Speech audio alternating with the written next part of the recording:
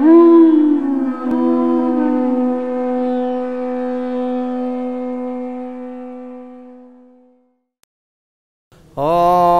नमो भगवते वासुदेवाय।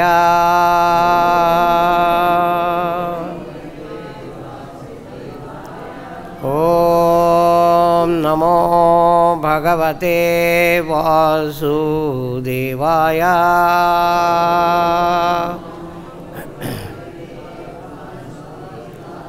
ओम नमो भगवते वासुदेवाय।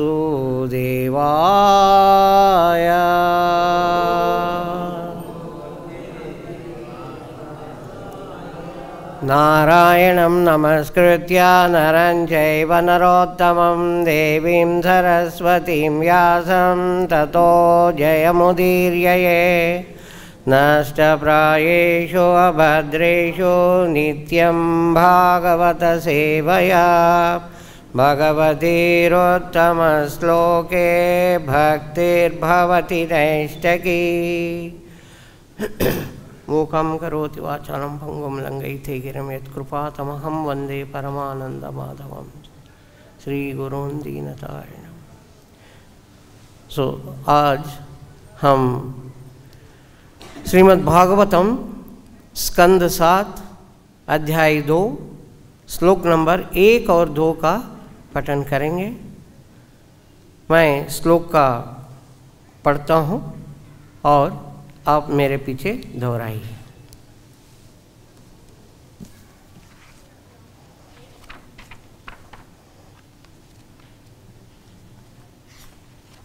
सात 2 1 श्री नारदः उवाच भ्रातरी एवं विनिहते, ठीक है ना, हरिणा क्रोडमूर्तिना हिरण्यकशिपुः राजन् पर्यतप्यत् रुषा शुचा। श्रीनारद उवाच भ्रातर्येवं विनिहते हरिणा क्रोडमूर्तिना हिरण्यकशिपु राजन् पर्यतप्य दृशा शुचा। शब्दार्थ तात्पर्य। हिज डिवाइन ग्रेस भक्तिवेदांत स्वामी श्रील प्रभुपाद जी के द्वारा जगत गुरु श्रील प्रभुपाद की। श्री नारदः उवाच, श्री नारद मुनि ने कहा, भ्रातरी, जब उसका भाई हिरण्याक्ष एवं इस प्रकार विहीनते मार डाला गया, हरिणा हरि द्वारा, क्रोडमूर्तिना वराह के रूप में, हिरण्यकशिपु ने, राजन हे राजा, पर्यतप्यत पीड़ित, रुषा क्रोध से, शुचा शोक से। श्री नारद मुनि ने कहा, हे राजा युधिष्ठिर, जब भगवान विष्णु ने वराह रूप धारण करके हिरण्यकशिपु को मार डाला तो हिरण्याक्ष का भाई हिरण्याक्ष को मार डाला। आई एम सॉरी, आप सब लोग चुप रहे हैं क्या? और एक बार बढ़ता हूँ। हे नारद मुनि, श्री नारद मुनि ने कहा, हे राजा युधिष्ठिर, जब भगवान विष्णु ने वराह रूप धारण करके हिरण्याक्ष को मार डाला तो हिरण्याक्ष का भाई हिरण्यकशिपु अत्यधिक क्रुद्ध हुआ और विलाप करने लगा।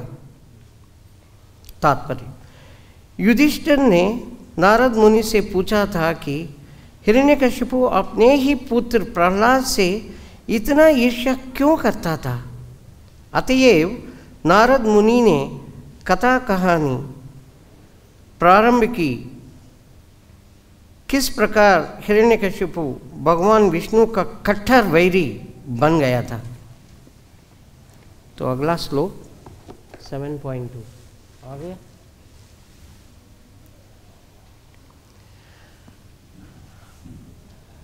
आह चेदम रुषा पूर्ण, मैं एक एक बोलता हूँ।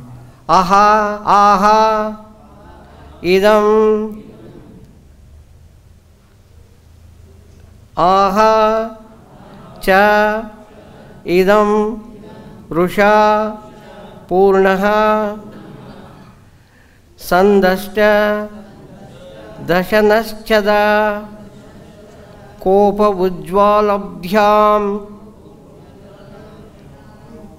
चक्षुर्यां निरीक्षन् द्रुमम् अंबरम् आह चेदं रुषा पूर्णा संदष्टा दशनच्छदः कोपोज्ज्वलभ्यां चक्षुर्भ्यां निरीक्षन् धूम्रमंबरम् आह चेदं रुषा पूर्णा संदष्टा दशनच्छदः कोपोज्ज्वलभ्यां चक्षुर्भ्यां निरीक्षन् धूम्रमंबरम् आह चेदं रुषा पूर्णा संदष्टा दशनच्छदः कोपोज्ज्वलभ्यां चक्षुर्भ्यां निरीक्षन् धूम्रमंबरम् आह चेदं रुषा पूर्णा संदष्टा दशनच्छदः कोपोज्ज्वलभ्यां चक्षुर्भ्यां निरीक्षन् धूम्रमंबरम्।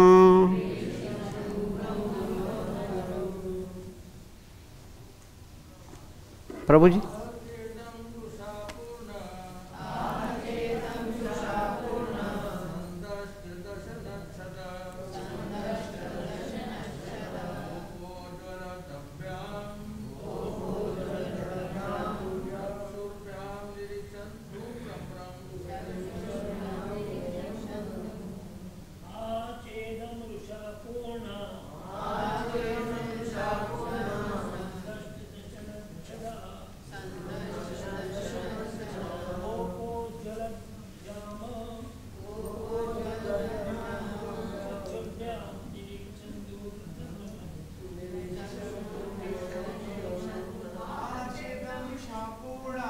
आह चेदं रुषा पूर्णा संदष्टा दशनच्छदः उज्ज्वलभ्यां चक्षुर्भ्यां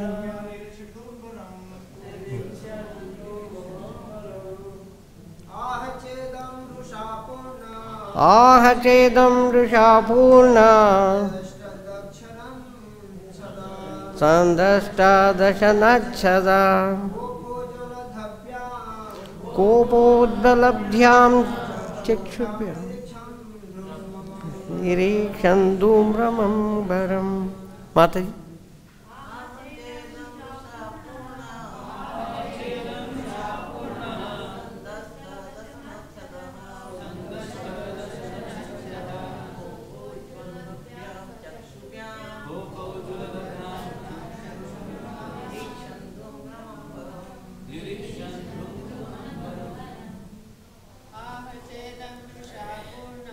आह चेदं वृषापूर्ण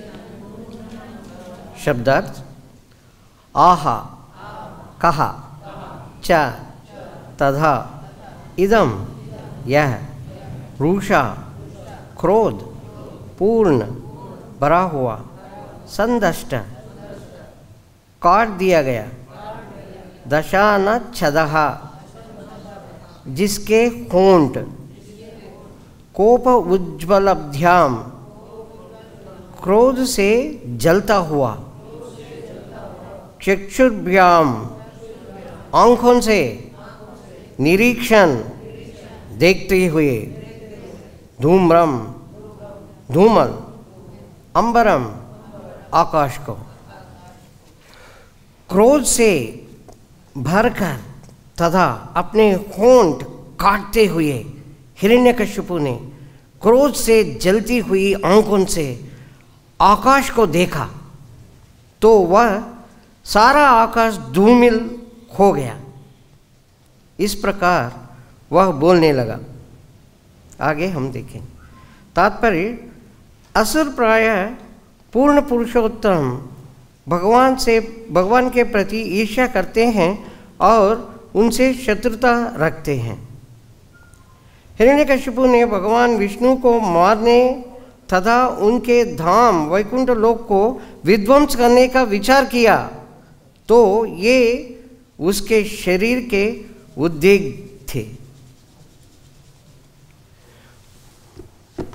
ओम अज्ञानतिमिरान्धस्य ज्ञानाञ्जनशलाकया चक्षुरुन्मीलितं येन तस्मै श्रीगुरुवे नमः। श्रीचैतन्यमनोभीष्टं स्थापितं येन भूतले स्वयं रूप कदा मह्यं ददाति स्वपदान्तिकं। वन्देऽहं श्रीगुरोन् श्रीयुतपदकमलं श्रीगुरोन् वैष्णवांश्च श्रीरूपं साग्रजातं सगणरघुनाथान्वितं तं सजीवं साद्वैतं सावधूतं परिजनसहितं कृष्णचैतन्यदेवं श्रीराधाकृष्णपादान् सहगणललिता श्रीविशाखान्वितांश्च। हे कृष्णकरुणा सिन्धो दीनबन्धो जगत्पते गोपेश गोपिका कांत राधा कांत नमोस्तुते। तप्त कांचन गौरांगी राधे वृंदावनेश्वरी वृषभानुसुते देवी प्रणमामि हरिप्रिये। वाञ्छाकल्पतरुभ्यश्च कृपा सिन्धुभ्य एव च पतितानां पावनेभ्यो वैष्णवेभ्यो नमो नमः। जय श्री कृष्ण चैतन्य प्रभु नित्यानंद श्री अद्वैत गदाधर श्रीवासादि गौरभक्तवृंद। हरे कृष्ण कृष्ण कृष्ण हरे हरे हरे राम राम राम हरे हरे हरे कृष्ण कृष्ण कृष्ण हरे हरे हरे राम राम राम हरे हरे। आज नया अध्याय शुरू हुआ है, अध्याय 2 स्कंद 7 में।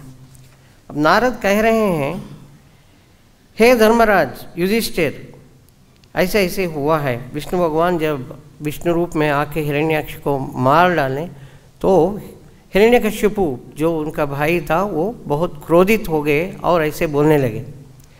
तो नारद मुनि कहाँ से आए? अभी हम तो चर्चा कर रहे हैं नारद मुनि और युधिष्ठिर के बीच में जो संवाद हो रहा है इसका वर्णन हो रहा है।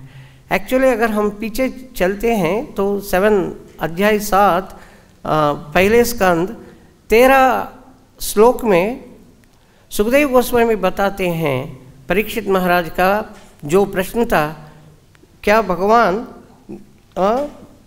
समदर्शी है कि नहीं। तो बताते हैं, बहुत सारी चीज़ें बता के फिर नारद मुनि और धर्मराज युधिष्ठिर के बीच में जो संवाद हुआ था उसके बारे में चर्चा करना शुरू करते हैं।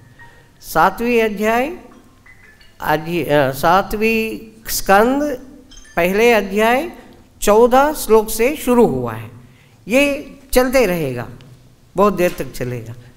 तो इसमें हम देख सकते हैं हिरण्यकशिपु बहुत क्रोधित हो गया। मेरा भाई को विष्णु ने मार डाला। ये देवता लोग ना, देवता लोग पूरा मिलके मेरा भाई के ऊपर कंप्लेंट किया और विष्णु आ गया और आके मेरा भाई को मार। ये देवताओं को खत्म करना चाहिए और विष्णु को भी मैं खत्म कर दूंगा।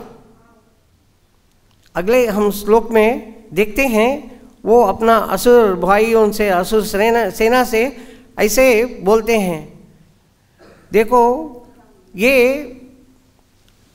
देवदेव, वो कहते हैं, हाँ पहले स्टार्टिंग में कहते हैं, देखो भगवान असुर के बात भी सुनते हैं और देवता के बात भी सुनते हैं, मगर ये बार देवता के बात सुन के मेरा भाई को मार डाले।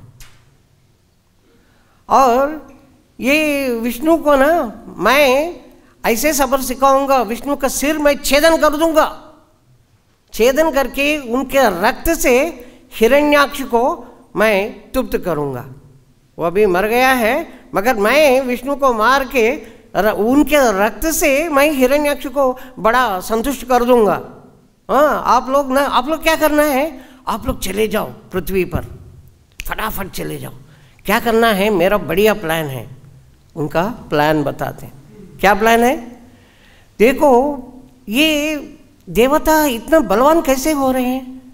क्योंकि ये जो ब्राह्मण है ना, ब्राह्मण क्षत्रिय द्वारा, ये बहुत सारे राजा हैं, बहुत बड़े अच्छा राजाएं हैं, वो क्या कर रहे हैं, ये ब्राह्मण को नियुक्त कर रहे हैं यज्ञ करने के लिए। बड़े बड़े अच्छे अच्छे यज्ञ कर रहे हैं और यज्ञ का फल जो है देवता को दे रहे हैं। देवता को जब यज्ञ का फल मिल जा रहा है, वो बड़ा बलवान बन रहे हैं। तो रूट काज, उसका मूल कारण क्या है, ये ब्राह्मण जो है यज्ञ कर रहे हैं। तो असुर सेना भाई, तुम लोग जल्दी पृथ्वी पर जाओ और ब्राह्मणों को खत्म करो, यज्ञशालाओं को खत्म करो। और यज्ञ के लिए जो भी सामग्री किधर से मिलता है, गाय से मिल रहा है।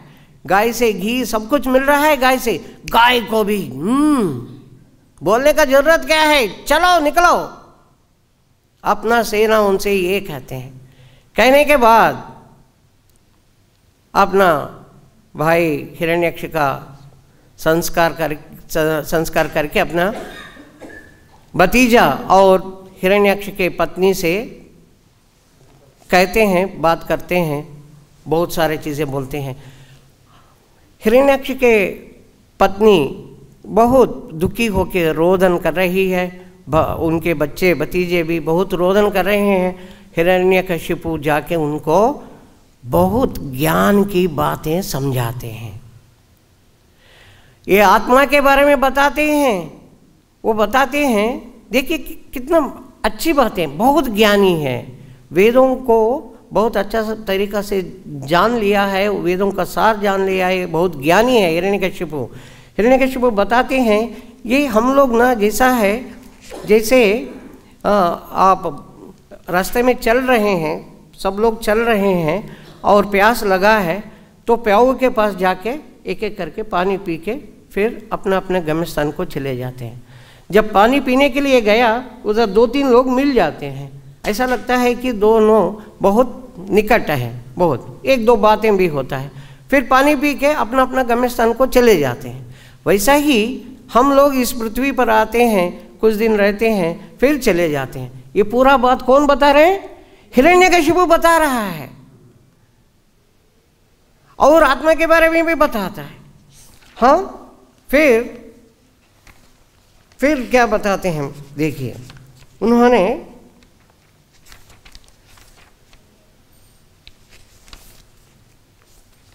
एक राजा सुयज्ञ राजा का कहानी बताते हैं, जो राजा सुयज्ञ बहुत अच्छा राजा था और उनका पत्नी बहुत रानियाँ अच्छे थे। सुयज्ञ युद्ध में मारा जाता है। जब युद्ध में मारा गया, उनके रानियाँ सब लोग इतना रोदन करते हैं, इतना रोदन करते हैं, उनका शरीर के ऊपर गिर गिर के रोते रोते मरा हुआ अपना पति को देख के इतना रोदन करते हैं, इतना रोदन करते हैं कि यमपुरी में वो रोदन सुनाई देता है। हिरण्यकशिपु बता रहे हैं जो कहानी, जब यमपुरी में रोदन सुनाई दिया, यमराज देखते हैं अरे इतना रोदन कौन कर रहा है, मेरे तक पहुंच रहा है, चलो ठीक है इनको मैं बताता हूँ, ज्ञान देता हूँ। यमराज एक छोटा बालक के रूप में आते हैं वो रानियों के पास जो रो रहे थे अपना पति सुयज्ञ राजा के मृत शरीर को पकड़ के। हे रानियाँ, अब तो एज में, उम्र में बहुत बड़े लग रहे हैं, मैं तो इतना छोटा हूँ, मैं देख रहा हूँ अनेक अनेक जीव पैदा हो रहा है, मर रहा है, हर जीव जो पैदा हुआ है वो तो मरना ही है, अब किस लिए रोदन कर रहे हो? ये पूरा ज्ञान वो एक्चुअली यमराज बता रहे हैं बालक के रूप में, ये हिरण्यकशिपु बता रहे हैं। अभी जो श्लोक आने वाला है ये, तो ये बता, ऐसे बहुत सारे हाँ इतना अच्छे बात बताते हैं और आखिर में ये बताते हैं। देखिए 7 to 47 में बहुत महत्वपूर्ण चीज़ बताते हैं कि यावलिज्ञानिन्वितो ह्यात्मा तावत् कर्म निबन्धनं ततो विपर्यय श्लोको ततो विपर्यय क्लेशो मायायोगोऽनुवर्तते। मन बुद्धि अहंकार से ये जो सूक्ष्म शरीर जब तक आत्मा से इसका कवर होता है तब तक अपना काम्य कर्म से बद्ध हो जाता है। हिरण्यकशिपु बता रहे हैं, जो बालक बता रहा है, जब तक ये आत्मा ऐसे कवर, आत्मा के ऊपर ये जो कवरेज है जब तक होगा तब तक ये क्लेश अनुभव करते ही रहेगा। आत्मा का एक्चुअली आत्मा जो है शाश्वत है, आत्मा शाश्वत है और उसको क्या शरीर मिल रहा है? अशाश्वत निस्तर शरीर मिल रहा है, जो टेम्पररी शरीर मिल रहा है। वो चाहता है मुझे शाश्वत शरीर चाहिए और मिल रहा है अशाश्वत शरीर जो कुछ दिन के बाद खत्म हो रहा है। फिर बोलते हैं ये शरीर नहीं चाहिए। जैसे एक छोटा बच्चा, उसको बहुत सर्दी लग रहा है, माँ पहना रही है एक पतला सा स्लीवलेस का एक बनियान, वो रोता है, नहीं इसको निकालो, ठीक है निकाल दिया। दूसरा कोई है, दूसरा पहना है, उसको चाहिए गर्म स्वेटर, मगर उसको पहना जा रहा है पतला सा बनियान, पतला सा ये वो तो रोएगा बिल्कुल वो रोएगा।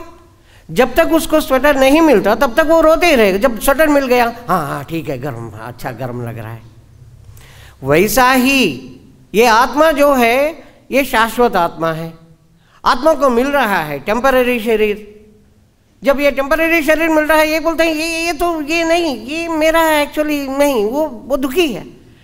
तो जब तक ये भगवान के धाम नहीं जाता है, वैकुंठ धाम नहीं जाता है, गोलोक वृंदावन धाम नहीं जाता है, जिधर हमारा जो शरीर है वो शाश्वत रहेगा, जो शरीर मिलता है वो शाश्वत रहेगा, तब तक ये आत्मा चिल्लाता रहेगा, दुखी रहेगा। बस इसी अर्थ को ये रानियों को बताता है। बता के बालक फिर वो सुयज्ञ के पत्नियों को बहुत शांत करता है।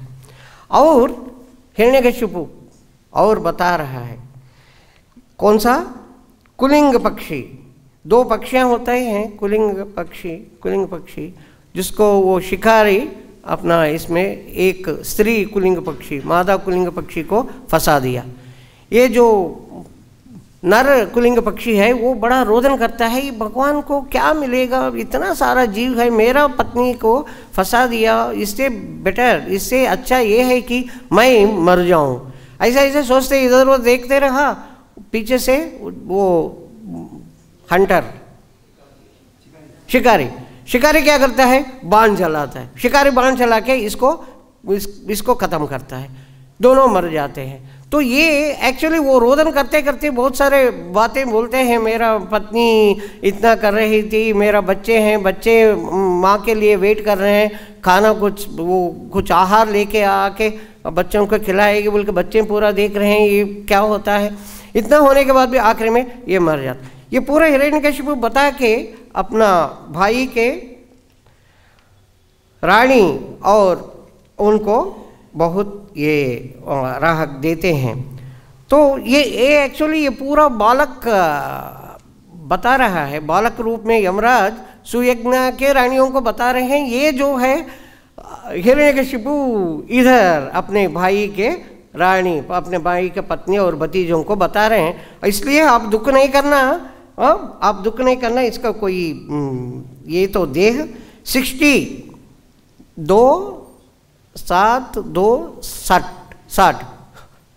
62 में वो कहते हैं कि ये तो शरीर खत्म हो जाएगा, तो आप किस लिए शोक कर रहे हो, शरीर तो खत्म होना ही है, अब किस लिए शोक कर रहे हो, हर शरीर खत्म होना ही है, किस लिए शोक कर रहे हो, शोक छोड़ दीजिए, आप ये सोचना चाहिए। देखिए वो कह रहा है केवल अज्ञानवश मनुष्य सोचते हैं कि मैं कौन हूँ, मेरा ये पूरा है, मेरा ये है, मेरा दूसरे का ये है, ये पूरा सोचते रहता है। ये शारीरिक भेदभाव से हो रहा है, शारीरिक संबंध से हो रहा है, तो इसको शरीर तो जले जाएगा, तो इसलिए आप शांत हो जाओ। तो शांत हो जाते हैं। शांत होने के बाद ये 61 आखिर में शांत हो गए। फिर नारद मुनि बताते हैं ये शांत होने के बाद ये हिरण्यकशिपु अपना माँ को और माँ दीति को भी शांत करते हैं, और हिरण्याक्ष के पत्नी को ऐसे शांत करते हैं, पुत्र शोक से अपने माँ दीति को और पति का शोक से हिरण्याक्ष के पत्नी को राह दिलवाते हैं। ये अध्याय समाप्त होता है। 61 श्लोक है, हम 1 और 2 हमने देखा है। फिर इसके बाद एक्चुअली ये बहुत महत्वपूर्ण चीज़ है कि ये इतना बात किया, इतना ज्ञान की बात किया, फिर वो सोचता है मैं जो है अब तपस्या करना है, तपस्या करके शक्ति पाना है। किस लिए? नंबर 1 अमर बनना, नंबर 2 कोई मुझे नहीं हराना। तो इसके लिए वो क्या करते हैं, अब तपस्या शुरू करते हैं, ब्रह्मा जी के ऊपर हजारों साल तपस्या करते हैं। अगर हम हिरण्यकशिपु को थोड़ा सा गहराई में समझने का प्रयास करते हैं, हमें समझ में आता है कि हिरण्यकशिपु इतना ज्ञानी है, इतना सारा बताया है। पूरा 60 श्लोक में अगर आप देखते हैं, ऐसे सच्ची में बहुत हाई लेवल ऊंचा ज्ञान वो वेदों का सार बता रहा है। मगर ये पूरा बताने के बाद वो सोचता है कि विष्णु को मैं कैसे मारूं और मैं कैसे अमर बनूं, और जा के ब्रह्मा से, और नॉट ओनली यही नहीं, मैं ब्रह्मा का जो है वो लोग भी मैं जीतना है, मुझे कोई हराना नहीं, ब्रह्मा को भी मैं हराऊंगा, ब्रह्मा से भी ऊपर जाके अपना विष्णु को मैं मार डालूंगा। ये पूरा उनका दिमाग के अंदर आइडिया। अब गए जाके तपस्या करने के लिए ब्रह्मा जी के ऊपर। यही होता है, भगवान भगवद गीता में बताते हैं कि अध्याय 7 में अंतवत्तु फलम तेषाम तद्भवत् अल्पमेधसाम देवान देव यजो यान्ति मद्भक्ता यान्ति मापि। जो अल्प बुद्धि वाले हैं वो देवताओं का पूजा करते हैं, जो अल्प बुद्धि वाले ऐसे देवताओं को पूजा करके जो भी वर मिल रहा है वो तो एक्चुअली मैं खुद दे रहा हूँ। भगवान बताते हैं ये अल्प बुद्धि क्यों आता है, क्यों अल्प बुद्धि आता है। भगवान अध्याय 7 श्लोक नंबर 20 भगवद गीता में बताते हैं, कामैस्तैस्तैहृत ज्ञान प्रपद्यन्ते अन्य देवता। कामैस्तैस्तैहृत ज्ञान, ये काम अनेक अभिलाषाएँ, अनेक अनेक विशेष डिज़ायर्स, इच्छाएँ, अनेक अनेक काम इच्छाएँ, भोगने का इच्छाएँ जो है एक ज्ञान को अपहरण कर लेता है। जो ज्ञान को ऐसे अपहरण के बाधित हो गया है अपने काम के इच्छाओं से, वो अन्य देवताओं के पास जाके पूजा पाठ करते हैं।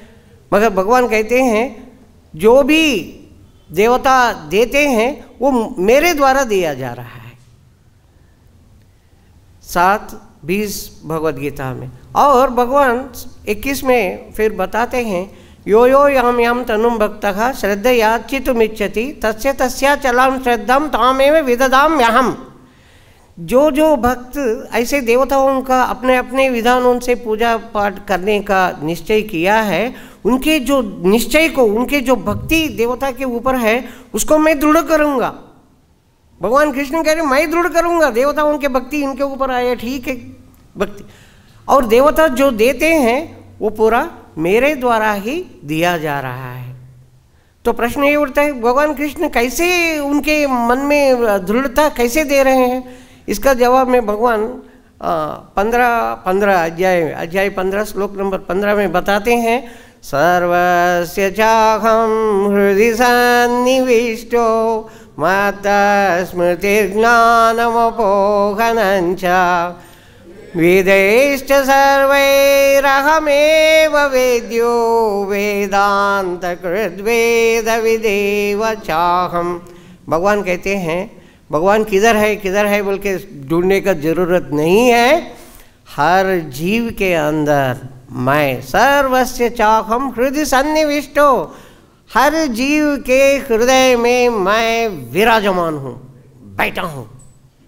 हर जीव के अंदर बैक्टीरिया यस, वायरस यस, हाथी हाँ, हाथी हो, वायरस हो, गधा हो, मनुष्य हो, कोई भी हो, हर जीव के अंदर मैं बैठा हूँ। समझो ना समझो, यकीन करो ना करो। और उसको मैं 3 चीज़ प्रदान करता हूँ, स्मृति, ज्ञान, विस्मृति। अगर अंडे से सांप बाहर निकल रहा है, अभी अभी बाहर निकला है, कोई सोचे अंडे से बाहर निकला है इसको कुछ भी करो कुछ नहीं करेगा, उसको जाके छूने के प्रयास करो तुरंत डसेगा। अंडे से अभी अभी बाहर निकला है, उसको काटने का जो बुद्धि है, ये मेरा मित्र है, ये मेरा शत्रु है, कहाँ से मिल रहा है। अब ये अंडे से बाहर निकला, आगे बढ़िया सा आम रखा है, ये देखता है ये तो मेरा खाने की चीज़ नहीं है, ये जाएगा जाके मेंढक चूहा इसको पकड़ के खाएगा। ये बुद्धि कहाँ से आ रहा है, अभी अभी आया है। अगर आप बंदर को देखते हैं, बंदर का बच्चा को देखते हैं, ठीक है माँ सिखा रहे और कोई सिखा रहे, अंडे तो वो अकेले रहते हैं, सांप हर सांप अकेला, एक्सेप्ट मीटिंग सीजन में वो अकेला है, कोई नहीं सिखाया। अब साइंटिस्ट लोग इसको पकड़ पकड़ के इसको देखते हैं किधर से आ रहा है, बुद्धि किधर से आ रहा है, किधर से आ रहा है। अरे उतना क्या आप दिन रात मेहनत करके क्या देखते हो, एक बार भगवद गीता पढ़िए, आपको सबको समझ में आएगा।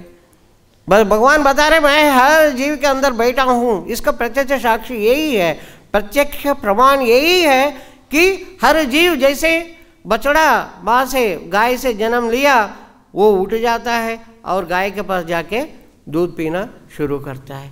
ये बुद्धि कहाँ से मिल रहा है, बुद्धि भगवान कह रहे हैं कि आप इतना चिंता करने की बात नहीं, जस्ट भगवद गीता का अध्याय 15 श्लोक नंबर 15 पढ़े तो हर जीव के अंदर मैं विराजमान हूँ, मेरे से 3 चीज़ मिल रहा है, ज्ञान, स्मृति और विस्मृति। बस इतना समझ ली। आइंस्टीन सबसे बड़ा साइंटिस्ट, हाँ 20th century, that means 1901 to 1999 2000 तक जो जितना भी बड़े बड़े साइंटिस्ट हैं वो कोई आइंस्टीन के बराबर नहीं। 5 साल में वो MSc पोस्ट ग्रेजुएशन का बड़े बड़े प्रॉब्लम सॉल्व करता था। इनका बुद्धि इतना था और बड़ा विज्ञान बन गया, ये पूरा हो गया। जब वो मर गया, सब साइंटिस्ट मिलके इसके दिमाग के अंदर क्या है देखते हैं। उसको दिमाग को काट काट के देख रहे हैं, इसके अंदर क्या है, इसके अंदर क्या है, क्या है, कुछ स्पेशल है क्या, इसके अंदर इतना दिमाग कैसे आ रहा है। अंग्रेजी में फेल हो रहा है, मतलब 100 मार्क्स मैथ्स का, 6 साल में जाके 10वीं का पूरा परीक्षा लिख के पूरा 100 ला रहा है। इतना था उसका बुद्धि। तो इसका बुद्धि कहाँ से आ रहा है, पूरा दिख के देख रहे हैं। अरे मूर्ख, जाके भगवद गीता अध्याय 15 श्लोक नंबर 15, बुद्धि देने वाला केवल भगवान कृष्ण है, भगवान ही है। तो मगर हम लोग एक्चुअली नहीं समझ पा रहे हैं, क्योंकि हमारे अंदर ये जो कलमश भरा हुआ है वो इसको समझाने, जो भी समझाए तो भी समझने का हमारे अंदर नहीं जाता है, क्योंकि हमारे अंदर सच्ची में ये असुर गुण थोड़ा सा भरा हुआ है। हाँ, असुरों का लक्षण और देवताओं का लक्षण भगवान श्री कृष्ण अध्याय 16 में बहुत डिटेल में बताते हैं।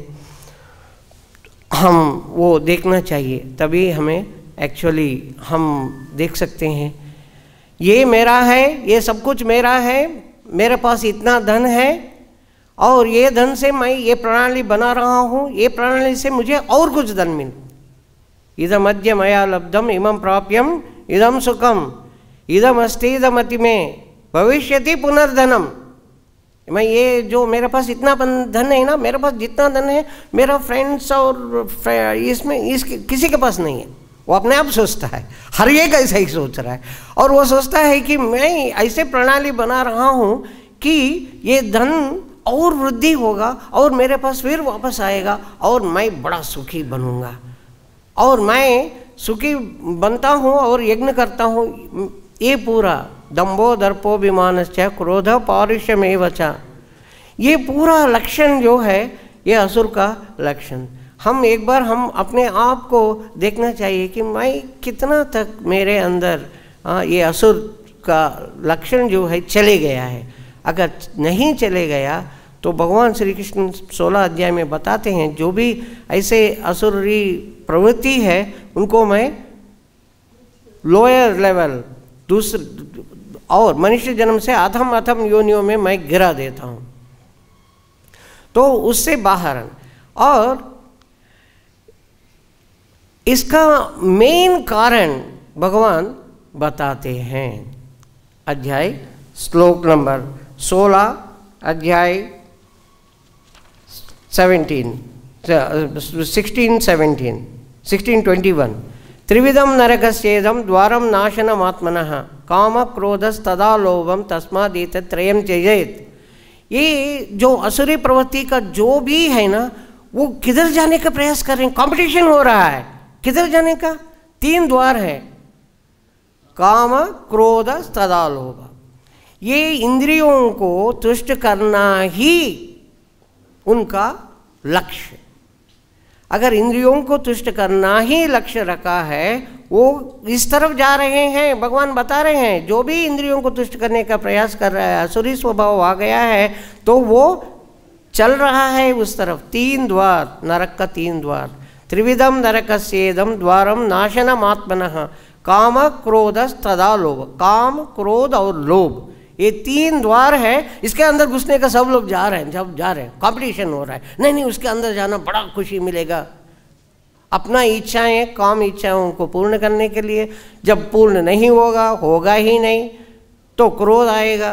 क्रोध आने के बाद और अगर जो भी 1-2 इच्छा पूरा हो गया, और चाहिए और चाहिए और चाहिए, होगा नहीं क्रोध से पूरा, बस उनका जीवन ऐसा ही चलते रहेगा। और इच्छाएं, कुछ इच्छा खत्म, कुछ इच्छा 1-2 इच्छा पूर्ण हुआ और बहुत सारी इच्छा उत्पन्न हुआ और क्रोध आ गया, नहीं मैं उसको पाना ही पाना है, ऐसा ही चले जाता है जीवन। क्योंकि उनको जीवन का एक्चुअल वैल्यू समझ में नहीं आता है। एक राजा था, एक राजा के पास आ गया एक लकड़ी काटने वाला। लकड़ी काटता है और वो रात को उसको जलाता है, उसके पास लगा देता है थोड़ा सा अग्नि, और सुबह उठ के देखता है कोयला बन जाता है, कोयला को ले जाके बेचता है।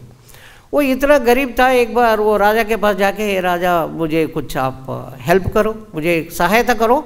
राजा कहते हैं तुम क्या करते हो? मैं लकड़ी काट सकता हूँ। अच्छा ठीक है, तुम्हें ना मैं वो उधर जाओ, जगह बताते हैं, उधर जाओ, उधर बहुत सारा वो वृक्ष है, वो काट के आप बेचो और देखो आपका ज़िंदगी चेंज हो जाए, पूरा बदल जाएगा। जाओ उधर जाओ, वो वाला वो इनको दे दो।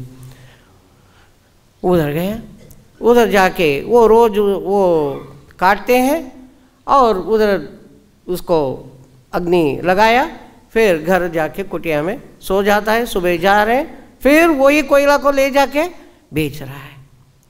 कुछ दिन के बाद राजा उधर से गुजर रहा था, उनको याद आता है कि अरे मैंने ये पूरा वृक्ष इनको दिया था, इधर तो ये किधर गया, आदमी किधर गया? देखो अपना सैनिकों को बेचते हैं। सैनिक आके बोलते हैं वो छोटा कुटिया में इस तरफ कुटिया में बैठा है, अभी भी कुटिया, वो छोटा कुटिया, वो कुटिया भी ऐसा लग रहा है कि पता नहीं कब ख़त्म हो जाएगा ऐसा। अरे ये क्या हुआ है, उसको बुलाइए।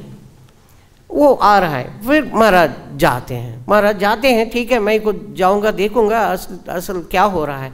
उधर जाके देखते हैं, अरे क्या हो गया, तुम ऐसे कैसे हो? वो कहते हैं आपने जो वृक्ष दिया है वो मैंने काट के रात में लगा देता हूँ अग्नि, फिर कोयला लेके।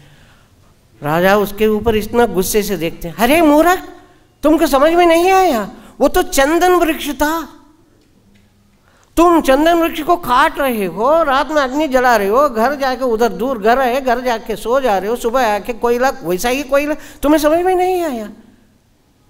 ये छोटा सा ये है, ये चंदन है, छोटा सा एक पीस उसको दिखाते हैं, ये देखो ये छोटा पीस, ये छोटा टुकड़ा। तुम जाओ अभी मार्केट में, बाजार में जाओ और जोर जोर से चिल्लाओ, चंदन चंदन कौन लेता है चंदन, देखो तुम्हें समझ में आएगा। वो गया, जाके चंदन चंदन चंदन बोल के चिल्लाया, उसको इतना पैसे मिला। बोलते हैं अरे इतना पैसे मिला, घर आके गया मेरा इतना सारा चंदन वृक्ष था, गया। कभी उसके दिमाग के अंदर ये भी नहीं आया कि ये चंदन वृक्ष है, कुछ तो सोचना चाहिए। नहीं, सब कुछ काट दिया। अब उधर जाके देखते हैं कुछ आई क्या, कुछ आई ही नहीं, सब खत्म कर दिया, दूसरे पेड़ को काट रहा है। वो रो के बीवी बच्चों के साथ रो के वो चिल्लाता है, गया मेरा सब कुछ खत्म हो गया। हमारा जीवन भी ऐसा ही है। हमारा जीवन जितना बचा हुआ है, अगर हम उसको गंभीरता से नहीं लेते हैं, हमारा जीवन, मनुष्य जीवन भगवान के सन्निधान में, वैकुंठ धाम, गोलोक वृंदावन धाम में जाने के लिए, वो प्रैक्टिस करने के लिए एक साधन है। आप कार में बैठे हैं दिल्ली जाने के लिए, वो कार, आप वैल्यू समझना चाहिए कार को अगर आप वैल्यू नहीं समझें तो उसका आप एंड, गम्य, टारगेट आप नहीं पहुंच सकते। वैसा ही अगर हम शरीर को नहीं समझ पा रहे हैं तो हम भगवान का गुणगान, भगवान का भक्ति में हम ज़्यादा दूर नहीं जा सकते, उधर ही बैठ जाते हैं। जो पीछे तो नहीं जाएंगे, जा रहे हैं भगवान के सन्निधान में जाने के लिए, मगर अगर हम इसको सीरियसली नहीं लेते हैं, आज नज़दीक में है जा सकते हैं, नहीं, उतना आसान नहीं है। हमारे पास जितना टाइम है हमें पता नहीं, और मनुष्य शरीर छोड़ने के बाद पता नहीं कौन सा शरीर मिलता है, हमें कोई गारंटी नहीं है। जब शरीर मिला है तब तुरंत उसको हम यूज़ करना चाहिए। ये मटेरियल जो भौतिक इच्छाओं को पूर्ण करने के लिए, ये जो इंद्रियों का जो तुष्ट करने के लिए जो भी काम करते हैं, उसका कोई फ़ायदा एक्चुअली नहीं है। ये इंद्रिय ऐसा ही पूछते रहता है, जितना भी तुष्ट करने का प्रयास करें, ऐसा कोई आदमी, कोई मनुष्य अब तक पैदा नहीं हुआ जिसका इंद्रिय पूरा संतुष्ट हो चुका है भौतिक चीज़ों से। मगर इंद्रियों को संतुष्ट करने का शास्त्रों में बताया गया है कि जब भगवान के सेवा में इंद्रियों को लगाते हैं तब वो अपने आप संतुष्ट हो जाता है। ये भौतिक चीज़ों से संतुष्ट होगा नहीं, होगा नहीं, होगा नहीं, क्योंकि ये भौतिक चीज़ें भौतिक ही दे रहा है आत्मा को। आत्मा एटर्नल, आत्मा शाश्वत है। जब आत्मा शाश्वत है, आत्मा का मिला है ये अशाश्वत शरीर, वो बार बार मांगता है मुझे ये नहीं चाहिए, दूसरा नहीं चाहिए, ये। अब मनुष्य शरीर में हम सोचना चाहिए कि ये शरीर मिला है, अब हमें शाश्वत शरीर मिलना चाहिए मेरा आत्मा को। ये अशाश्वत शरीर से मैं कभी संतुष्ट नहीं होऊंगा, मुझे कभी खुशी नहीं मिलने वाला है। तो भगवान के पादों को आश्रय लेके, भगवान के शरण में जाके हरे कृष्ण महामंत्र से ही हम इस कलयुग में भगवान के धाम जा सकते हैं। अगर हरे कृष्ण महामंत्र को नहीं अपनाते हैं, अगर कोई ज्ञान, मैं इतना बड़ा पंडित हूँ, अगर भक्ति में उस ज्ञान को यूज़ नहीं करते तो वो ज्ञान किसी काम का नहीं। एक बड़ा आदमी था, वो स्विमिंग के बारे में बुक लिख रहा है। स्विमिंग, पानी के अंदर कैसे स्विम करना, पानी के ऊपर कैसे स्विम करना, नदी के अगेंस्ट में, नदी के विपरीत में कैसे स्विम करना, नदी के नीचे कैसे स्विम करना, ये पूरा। अब उसको तैरना नहीं आता और कैसे कैसे तैरना लिख रहा है। क्या फायदा? ज्ञान अर्जन करके श्लोक, बहुत अच्छा श्लोक पढ़ रहा है कोई, मगर उसको इम्प्लीमेंटेशन, उसको प्रैक्टिकली उसका यूज़ नहीं कर रहा है, उसको अपना नहीं रहा है। इसका क्या फ़ायदा? इसका कोई फ़ायदा नहीं। वैसा ही अगर हम जो भी हमारे पास जितना भी ज्ञान है उसको भगवान की सेवा में पूरा यूज़ करें और 4 लोगों को ये चीज़ बताएं कि भगवान के सन्निधान जाने से ही हमारा आत्मा को तुष्ट होगा। कोई भी ये शरीर से खुशी नहीं पा सकते हैं और इसका एक ही मार्ग है, हरे कृष्णा कृष्णा कृष्णा हरे हरे, हरे राम राम राम हरे हरे। तो आपका आज आई थिंक इतना 9 बजने वाला है। आपका प्रश्न कुछ रहा तो पूछिए, अगर मैं दे सकता हूँ जवाब। आप सब लोग बहुत सीनियर और अच्छा डिवोटीज हैं, अच्छा भक्त हैं। मेरे पास उतना ना ज्ञान है ना भक्ति है, फिर भी कुछ आपके आशीर्वाद से बोलने का प्रयास किए हैं। हरे कृष्ण। बताइए।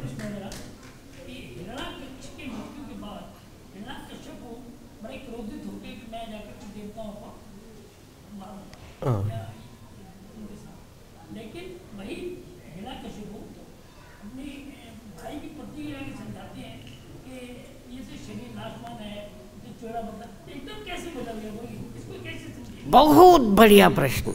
ये इतना बढ़िया प्रश्न आप सब लोग 1 मिनट रुक के जवाब सुन के जाना चाहिए। अर्जुन अध्याय 3 श्लोक नंबर 36 में पूछते हैं, आदमी को पाप करने का इच्छा नहीं है मगर वो पाप कर रहा है, ऐसा लग रहा है कोई उसको बलपूर्वक लगा रहा है। 3:36 अर्जुन वाचा अतकेन प्रयुक्तोऽयं पापं चरति पुरुषः अनिच्छिन्नपि वाष्णेय बलादिव नियोजितः। ऐसा लग रहा है बलपूर्वक उसको पकड़ के बांधा है, उसको सब कुछ पता है, कोई पकड़ के उसको। कृष्ण मुस्कुराते हुए कहते हैं कोई भूत प्रेत उसको पकड़ के नहीं करवा रहा है। भगवान बता रहे हैं काम ये, श्री भगवान वाच काम एष क्रोध एष रजोगुण समुद्भवः महाशनो महापाप्ना विद्येनाम मिह वैरिणाम। ये काम और क्रोध जो है ये है अंदर बैठा हुआ है, वो काम करवा रहा है। काम क्रोध उनके अंदर इच्छा है, ये मुझे पाना है, ये करना है, वो करना है। ये असुर का लक्षण यही है कि काम एष क्रोध एष रजोगुण समुद्भव, इनको समझ में नहीं आता और इसको मूल से ही, स्टार्टिंग से ही उसको खत्म करना है। काम एष क्रोध एष रजोगुण समुद्भव महाशनो महापाप्मा। ये विश्व का, ये इस पूरा जीवों का ये एक्चुअली शत्रु है, इसको नाश करो। यही ये पाप कार्य करवा रहा है नोइंगली, समझ में आते हुए भी, समझ में आ रहा है ये पाप कार्य है, फिर भी पाप कार्य में लग रहे। तो भगवान ये बता रहे हैं, इसलिए ये तीन कैसा भी करके हमारे अंदर क्रोध को खत्म करें और काम इच्छाओं को भगवान की इच्छा में परिवर्तन करने का प्रयास करें। हम जो भी खाते हैं भगवान को भोग लगाएं, इधर से शुरू होता है। मेरा बेटा आया है, दिल्ली से आया है, वो तो पूरी मांग रहा है, पूरी सब्जी, पूरी आलू का पनीर का सब्जी मैं मेरा बेटा के लिए बनाया। हाँ हाँ भोग लगाओ, भोग लगाओ, भोग लगाओ। फिर किसके लिए बनाए? हाँ मेरा बेटा के लिए। बेटा तो पूछ रहा है पूरी, अरे किसके लिए बनाए? भगवान के लिए नहीं बना रहे। ये भावना, अगर हमारे अंदर ये भावना आता है कि भगवान आज पूरी और आलू पनीर का सब्जी खाने का इच्छा उनके अंदर आया है, वो मेरा बेटा के माध्यम से बता रहा है मुझे। मेरे दिमाग के अंदर आइडिया आया था कि मैं रोटी बना दूं, आपको करूं, मगर रोटी करें, नहीं नहीं आज रोटी नहीं। बेटा के माध्यम से बता रहा है कि मुझे रोटी, हे कृष्णा तुम बता रहे हो, तुम्हारे लिए मैं पूरी और जो सब्जी मांगा है मैं बना के आपको खिलाता हूँ। फिर बेटा को दिया। ये देखिए, ये भावना, सेम चीज़ जो हम काम कर रहे हैं उसको थोड़ा सा कृष्ण भावना में, पूरा का पूरा कृष्ण भावना में परिवर्तन करते हैं तो हमारा जीवन में हम जो भी काम कर रहे हैं भगवान के लिए, आखिरी में ऐसा ही हो जाएगा। जो भी काम कर रहे हैं भगवान के लिए कर रहे हैं, भगवान संतुष्ट हो जाएगा, भगवान खुद ज्ञान देगा कैसे ही उनके धाम में आना है। हरे कृष्ण। ठीक है, और कुछ प्रश्न? ओके।